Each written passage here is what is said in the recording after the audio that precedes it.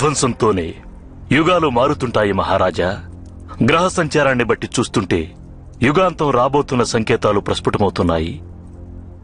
విధ్వంసం అనేది ఏ యుద్ధంలోనైనా సహజమే కదా మహర్షి. ఇందులో ఎవరి విధ్వంసం జరుగుతుందో మీరది చెప్పండి. నా పుత్రులకేదైనా జరుగుతుందా? మత్స్యావతార కథను గుర్తు చేసుకోండి మహారాజా. అందులో ఈశ్వరుడు సమస్త ప్రపంచాన్ని జలమయం చేసినప్పుడు మహాత్ముడు మను ఈశ్వరుని శరణు కోరాడు. అందుకే కేవలం వారే జీవించి ఉండగలిగారు. అదేవిధంగా ఈ యుద్ధంలో కూడా ఎందరో తప్పక నశిస్తారు. వారందరిపై ఈశ్వరుని కరుణ లేనట్లే. ఒకవేళ మీ పుత్రుడు కూడా ఈశ్వరుని త్యజించి ఐశ్వర్యాలనే మోహించి ఉంటే వారి వినాశనం జరుగుతుంది మహారాజా.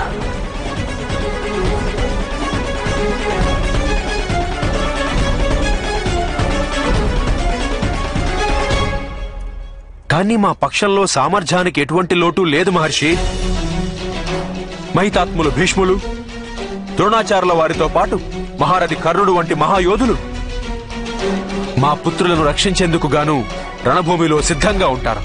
కుజుడు, బుధుడు, శుక్రుడు, శని, రాహుకేతువులు, సూర్యుడు, అలాగే చంద్రుడు, ఈ గ్రహాల ఎదుట ఎవరి శక్తి పనికిరాదు మహారాజా.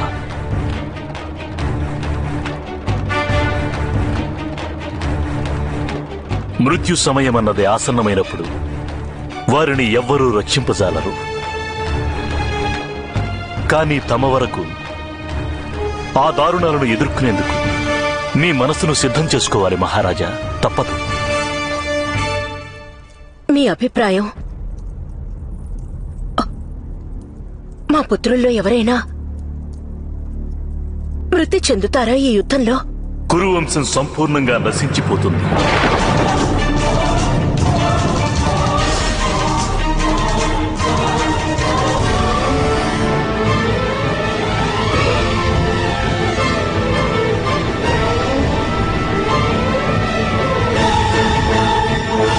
ఈశ్వరుని రక్ష ఉన్నవారే ఈ యుద్ధానంతరం కూడా జీవించి ఉంటారు. ఈశ్వరుని రక్ష ఎవరికి ప్రాప్తించింది? జవాబు చెప్పండి మహర్షి. అంటే నా పుత్రులకి ఈశ్వరుని రక్షణ ప్రాప్తించదా? అలా జరుగుంటే మీ మనసులో ఇంతటి భయం, ఇంత దిగులు ఉండేది కాదు మహారాణి.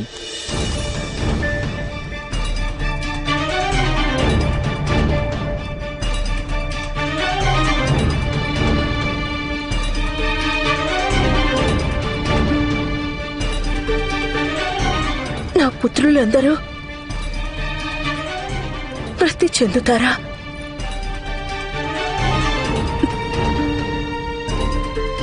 లేదు. అయితే ఎందుకే నా పుత్రులకు వ్యాస మహర్షి జీవితాన్నిచ్చారా?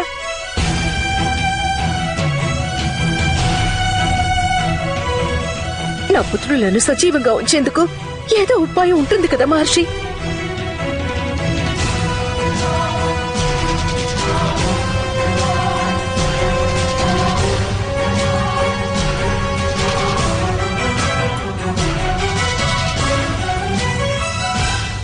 మీ పుత్రులలో ఒక పుత్రుని రక్షించగలిగే శక్తి మీకు ఉంది మహారాణి. మీ పుత్రులలో ఎవరో ఒకరికి మీరు జీవనదానం చేయవచ్చు.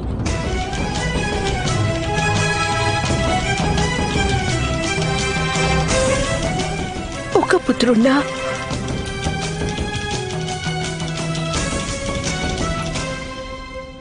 ఆ పరమశివుడు నాకు 9 పుత్రులను వరదానంగా ఇచ్చాడు.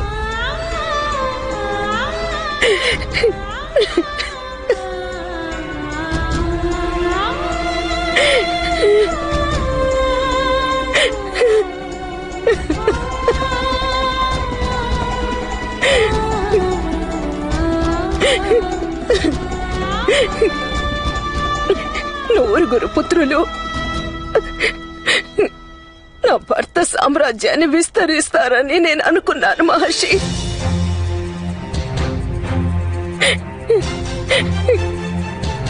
కానీ మీరంటున్నారు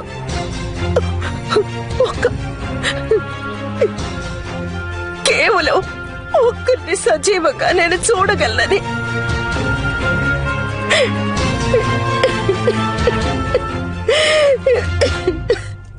మహారాణి, అది కూడా సులభం కాదు.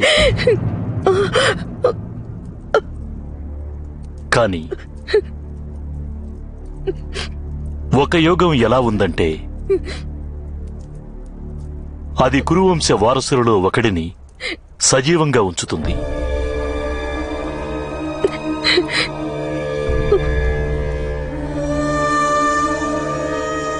ఎవరికి జీవితాన్ని ఇవ్వగలను నేను? ఎవరికి జీవనదానం చేయగలను? ఎలా చేయగలను? ఎవరికి జీవనదానం ఇవ్వాలన్నది అది మీరే నిర్ణయించాలి మహారాణి. ఎలా జీవనదానం ఇవ్వాలన్నది అది మీరే ఆలోచించాలి. ఈ విషయం కూడా నేను చెప్పలేను. ఈ యోగం వలన లాభం మీ పుత్రుడికి కలుగుతుందా లేక కుంతీపుత్రుడు కానని.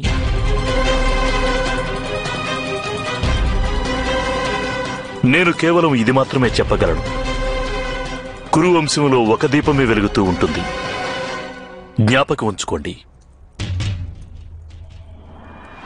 ఏ దీపం ఈశ్వరుని చరణాల వద్ద వెలుగుతుందో అదే శుభం కలిగిస్తుంది.